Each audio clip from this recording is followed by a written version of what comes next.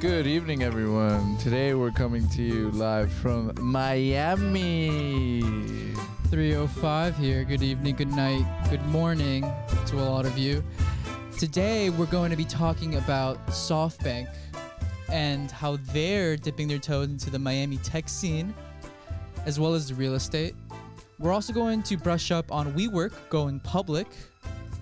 And last but not least, we're going to touch up on the huge increase in supply of office space subleasing that's going around because of the pandemic.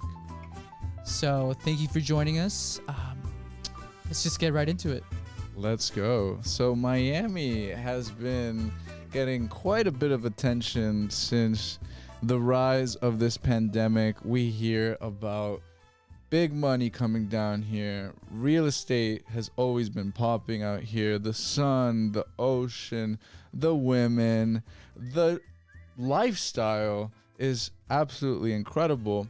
And Softbank and other companies, now that remote work has become so widespread, allows employees and employers to work from anywhere in the world. So what better place to come than a sunshine state with no income tax and wonderful views with a popping culture. Softbank sees that, and they're also devoting around $100 million to startups in Miami. They started a fund, and what else are they looking for? They're looking for approximately 100,000 square feet of office space leasing. So what does that mean? That means that they are looking to migrate here and just kind of build a fort here because they have very high hopes that Miami is the next frontier in innovation in the United States, the most successful country in the world. Yeah, not only that, I mean, there's 40% growth according to the chief operating officer of Latin America Softbank division since 2012 and 2018 in Miami. A 40% growth in the region, i.e. Miami, between 2012 and 2018.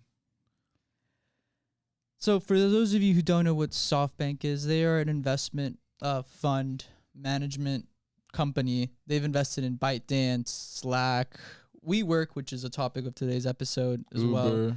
Uber, a bunch of really cool tech companies that have made it, I would say, in this world successfully. And the fact that they are looking to, anchor some ships here in Miami is a phenomenal sign, because that is not only good for the economy of the city, but it's almost also going to attract a bunch of other investors and like-minded people and just people that, seek credibility in the areas that they're trying to move to.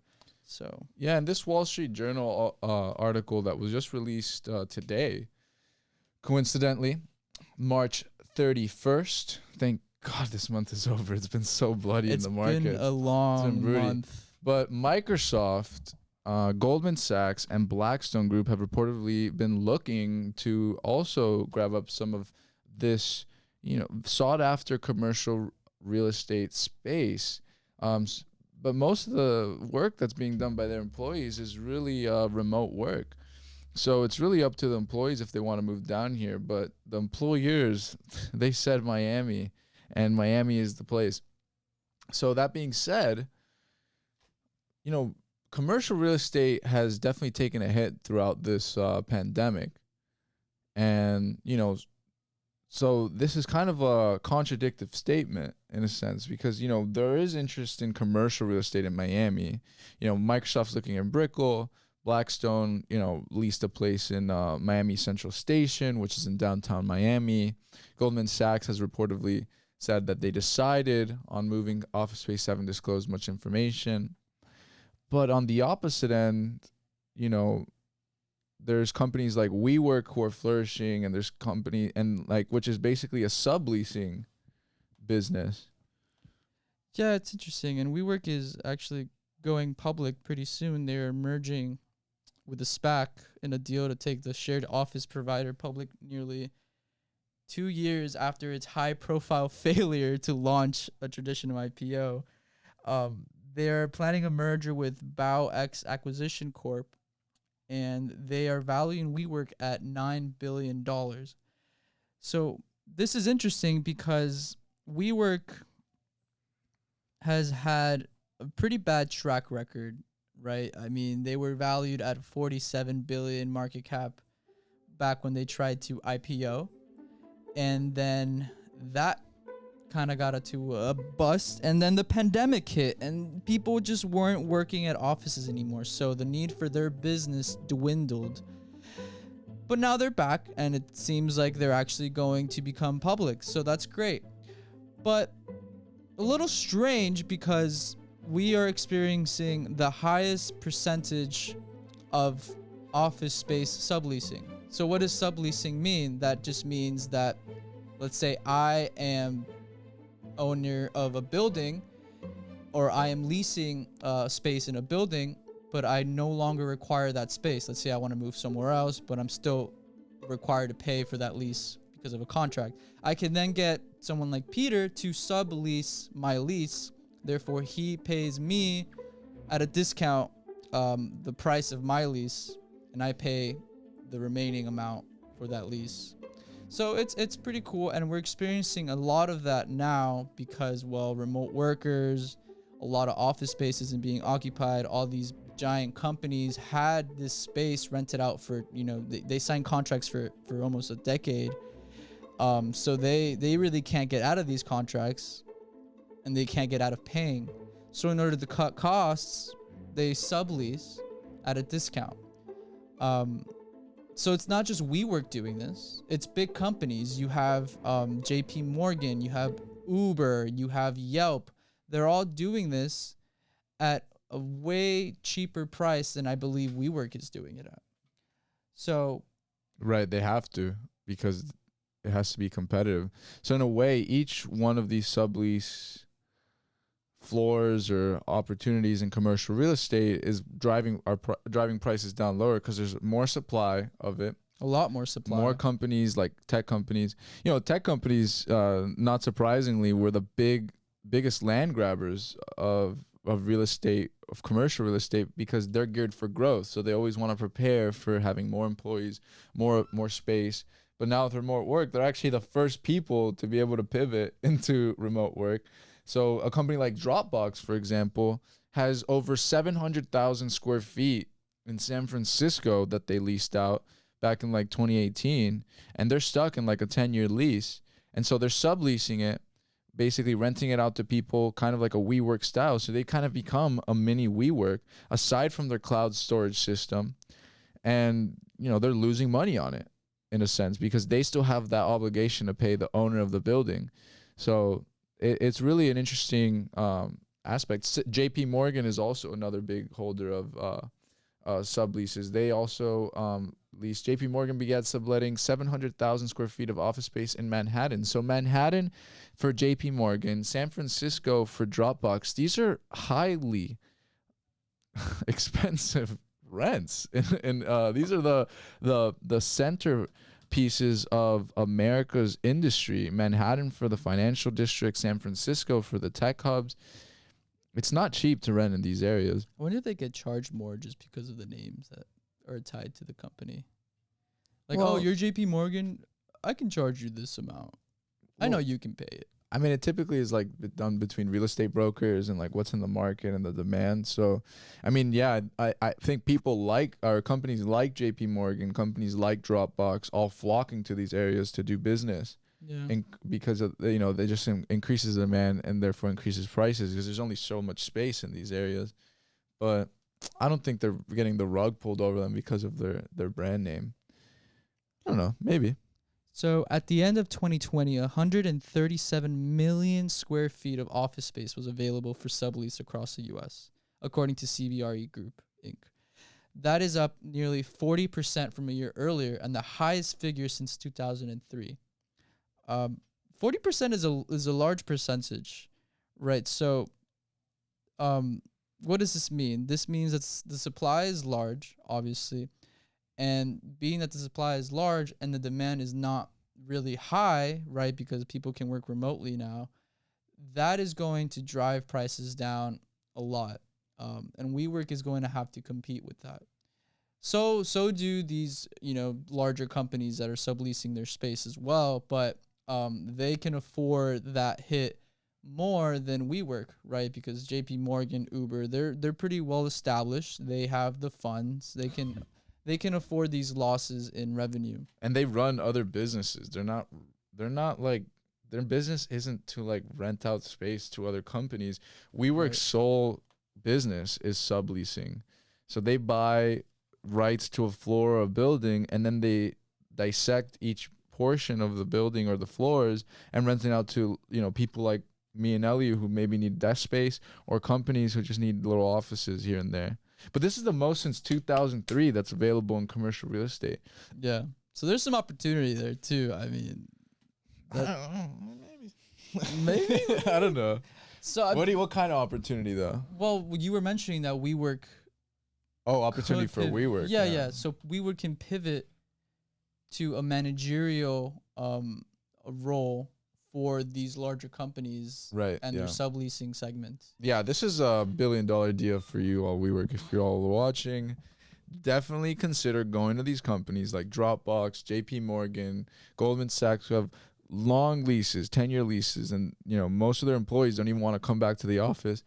Be a property manager for them. Make a WeWork style experience for the people who are subleasing, and maybe they could up the rent a little bit, help them save some money. Because these companies are not real estate companies. These companies want to focus on their core product, their core service. They don't want to worry about hiring people to deal with that, real estate-esque. Or paying their employees to deal with the property management. Right. They should be like Dropbox should do cloud storage. They shouldn't pay their employees to basically pivot or do something else like property management or taking care of the needs of subleases. Exactly. I mean, hey, my desk chair will break one day, and if it breaks, I'm gonna have to go to the person who I'm leasing from.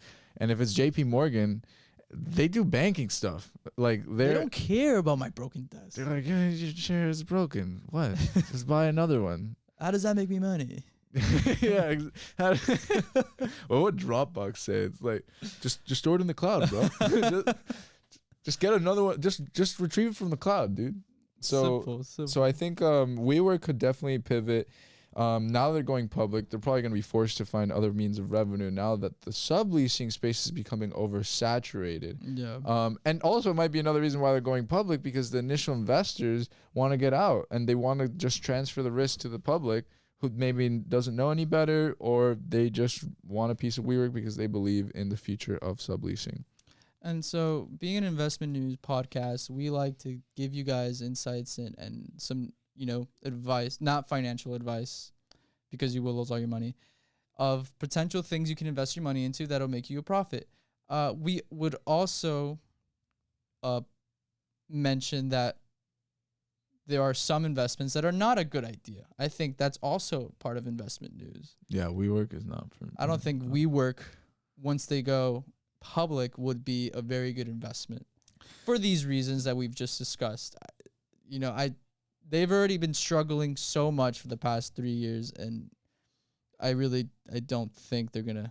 But with the same logic, we could say that Softbank investing in Miami is also interesting, because Softbank invested in WeWork at a $47 billion valuation. They invested $11 billion, right? They invested $11 billion when WeWork was $47 billion. And then WeWork dropped to $3 billion while they were still invested. So that makes Softbank's investment. I mean, they still made money, though. Really bad. I mean, their vision fund, which is like $100 billion fund, still made money. I mean, $11 billion, that's like, around 10% of the $100 billion. Or, well, it's 11%, literally. Yeah. So 11% of their $100 billion fund. So, I mean, it's not like they're dumb, because it's not even just Softbank. Softbank is riding the bandwagon. Peter Thiel just invested a ton of money in Wynwood. Peter Thiel is a venture capitalist from Silicon Valley. He's an early investor in Facebook, co-founder of PayPal. He worked with Mark Cuban, Elon Musk.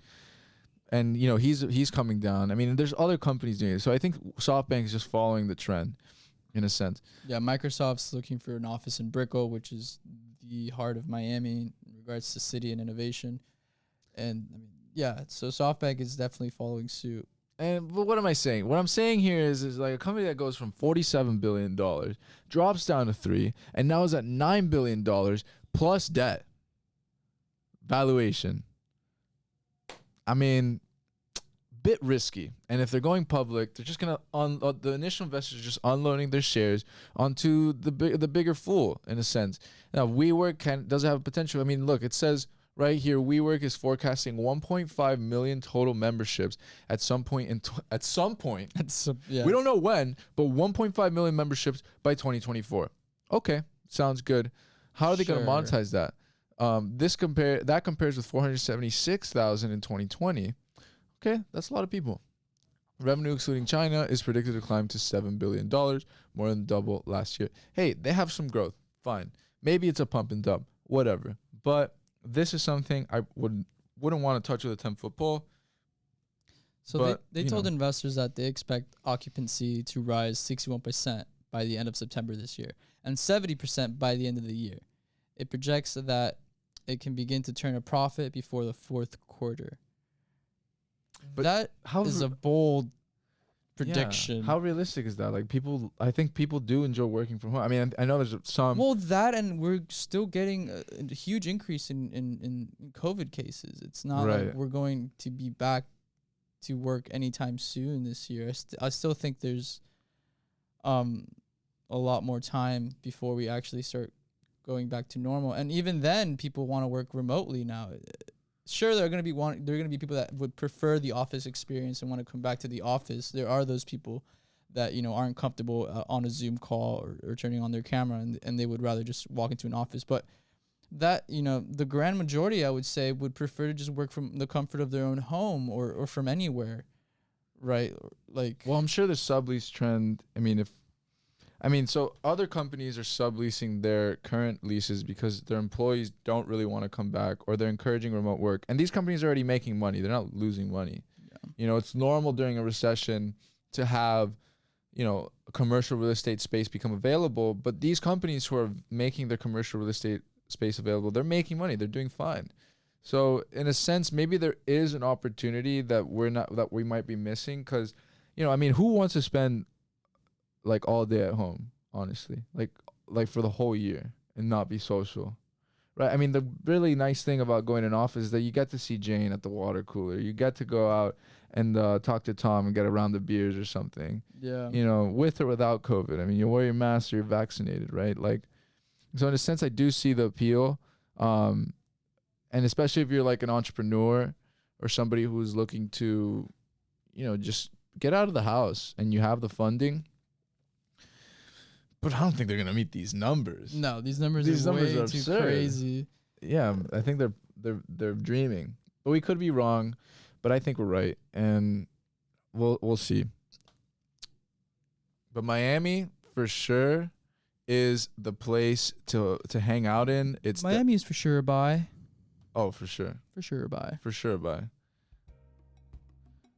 So thank you very much for listening to Pineapple Chunks. Come to Miami. Get out of New York. Get out of LA. And those of you in Texas, you're pretty damn cool. Come visit us. We'll go to clubs. We'll leave your guns. Or bring them. We'll go shooting in the Everglades. Whatever. Bye, guys.